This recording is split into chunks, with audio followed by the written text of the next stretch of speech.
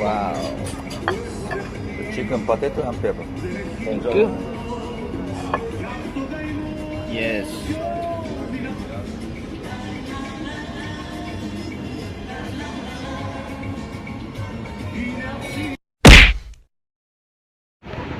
So yan na yung Seabourn Anchor. Yun yung barko natin para bukas. Ngayon sila dito darating obviously. Pero bukas ako magjo-join dyan. Seabourn Anchor.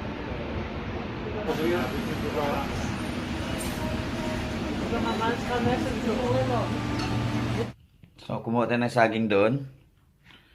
Para alanganin kasi sa ano yung breakfast ko is 9:30 lagi dahil nga late na ako natutulog dahil nga sa trabaho. Then so pagdating ng alas 12 naman, saka wala na silang, hindi sila nagsiserve ng lunch dito. So magro-room service pa. So ngayon, busog pa rin naman pagdating ng alas 12 saka alauna. Parang pinalansya pa rin, no? Ang galing talaga ni Manang, no? Binigyan ko ng tip yun kasi day off niya raw bukas. So nagpaalam kanina habang naglilinis. So binigyan ko ng $20. Okay. So magkape tayo din, mag-start tayo ng trabaho ulit.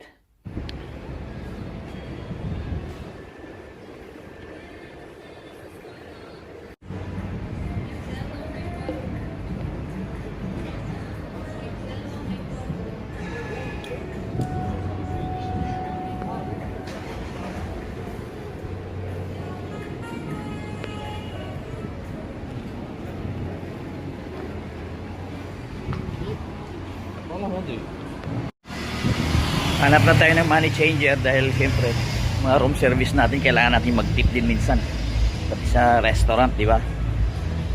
So hindi naman tayo bilang maglagay ng tip doon na gamit yung ating company credit card.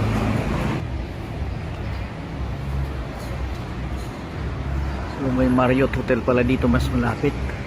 Next time dito ta si Marriott Hotel, tingnan natin. Alright, tingnan natin yung service ng Marriott Hotel dito sa may Istanbul.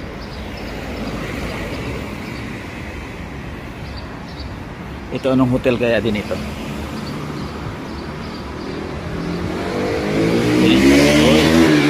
Peninsula Hotel. Dito pala nagkalat.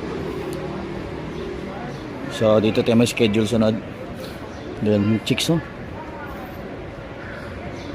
Peninsula, Marriott. Tingin ko maganda dito sa Peninsula kasi doon mismo siya sa may dagat.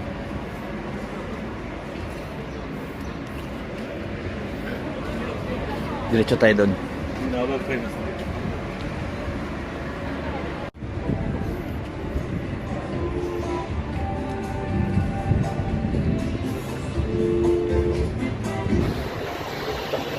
Ang lalaking talong. Grabe. Ito kamay ko. Lalaki.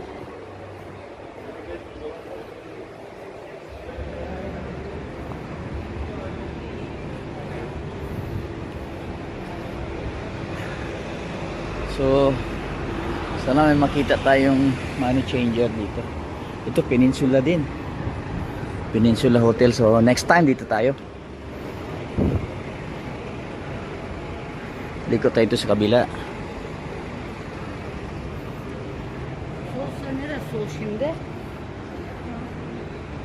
Dito siguro. Yun. Mukhang busy dito ang area na to. So hanap tayo dito ng baklava. Ooh. Wow.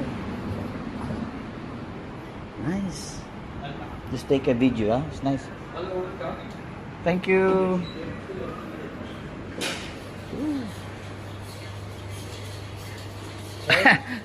Try Turkish delight. Turkish delight, huh? Yeah. Alright, good. Thank you. Thanks. May review sample pa. Nice, huh? Nice store.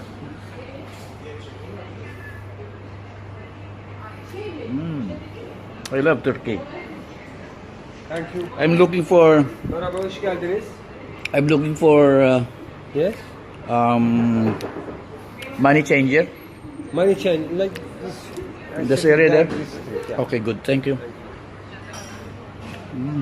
Yun yung baklava. Ito yung Turkish Delights dito. Okay. Gamot to sa ano? Diabetes.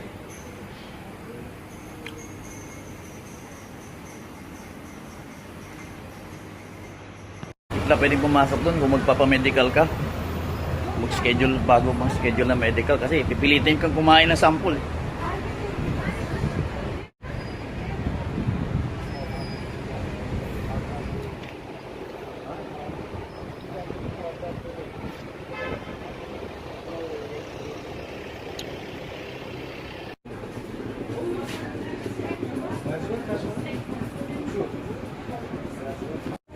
So 85 euros, ha?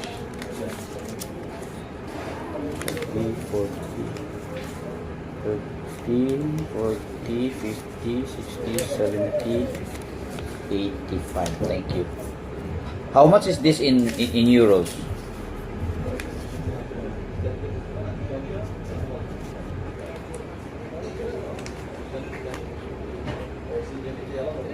€3?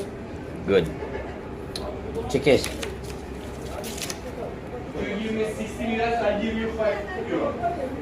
I don't have it. But anyway, thank you so much. Kahapon, doon tayo dumaan. Kahapon.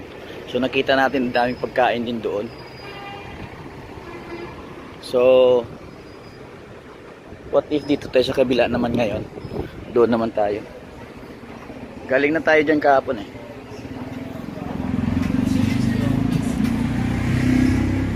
Yan. Ganda ng ano. Hindi ko alam kung anong building yan. Diba? Problema lang, nahuhulog yung shorts ko. Pumayat yata ako.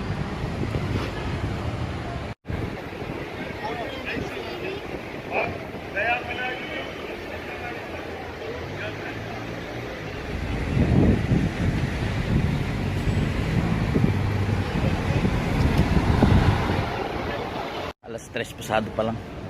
Ang maganda talaga dito dumaan mga bandang alas 6. Yung dinner time talaga. Daming tao. May mga areas na may mga tindahan.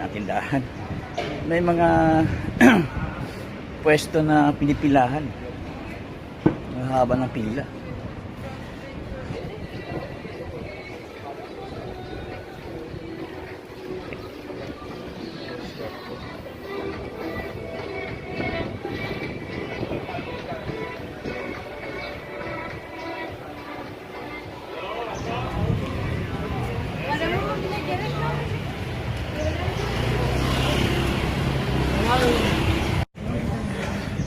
May mga interesting sila na pagkain na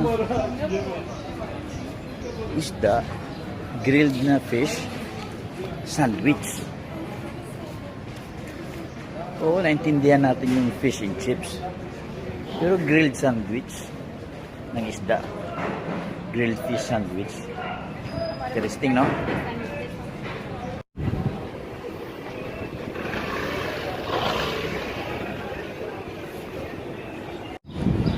So yun yung Novotel, yung part ng likod ng hotel. Artık bir saatten sonra hepimiz o. Yan. Pero next time, tuwa sila. Ito yung ice cream na sikat.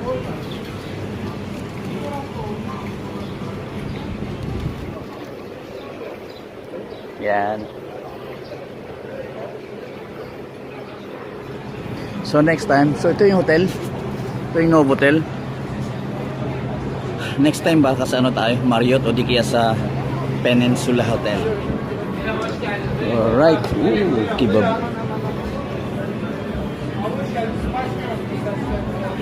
Alas 4 pa lang ha, mag-alas 4 pa lang pero ang dami ng tao talaga. Oh, busy mga restaurant. Busy.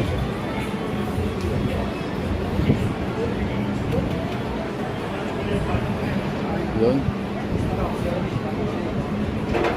Pero yun nga, sa hotel lang tayo magdi-dinner kasi para safe tayo sa food kasi hindi natin alam eh. Hindi naman sa maarte ako sa pagkain, pero ibig sabihin. Hindi natin alam yung preparation dito na pagkain. Unlike kung nasa hotel ka. Siyempre, 5-star hotel. Safe yung pagkain doon. Just in case kung anong mangyari sa'yo, merong dapat managot, di ba?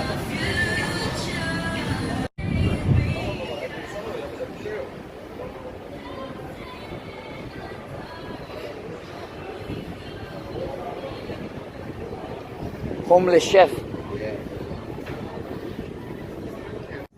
Although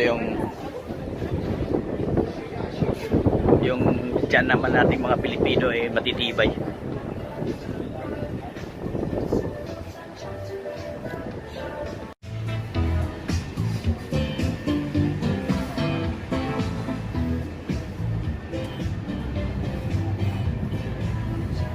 Hindi ko pa nadaanan dito. Ano meron dito?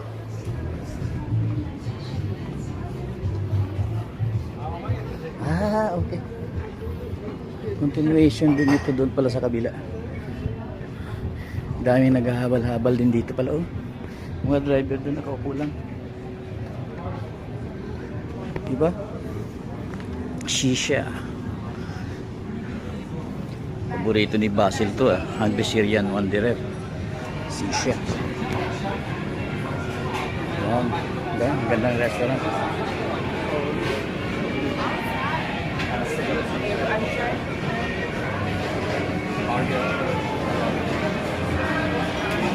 Wow.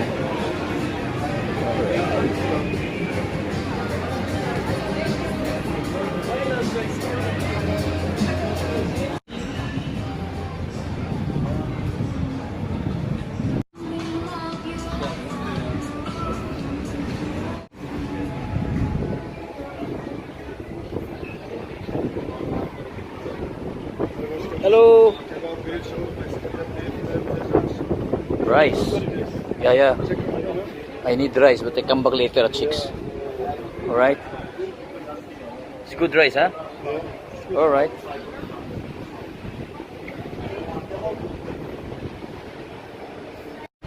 Guys, sinabi ko daming choices talaga pagdating sa pagkain. Ngayon, baka may makasalubong tayong crew dito ng Seaborn & Co. Kasi nandyan lang sila. Nandyan lang yung Seaborn. Nagdadak. So malamang isa sa mga crew members dito mamaya lalabas.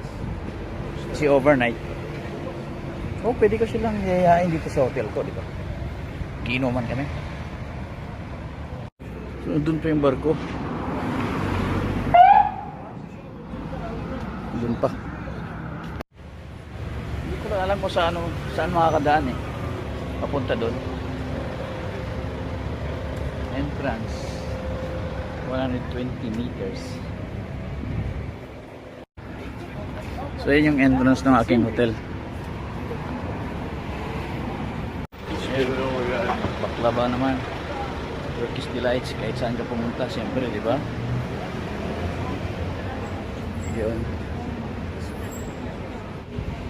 Yun yata yung room ko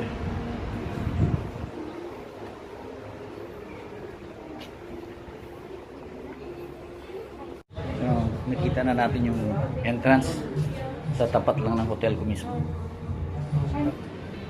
Maganda rin sa loob pala nito dito